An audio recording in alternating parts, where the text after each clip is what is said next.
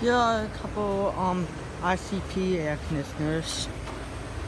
Here's this one. I'm guessing it's a big pain. Not running at the moment. These are pumps. This one has a culprit squirrel.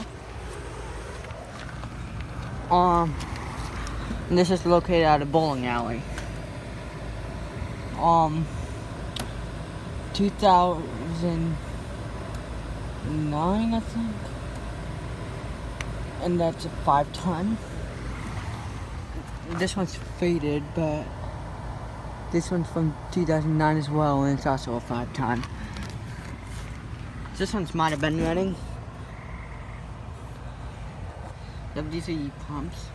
That's Haynes.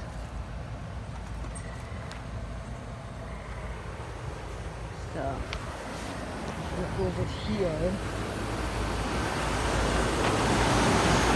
There's this big commercial unit right here.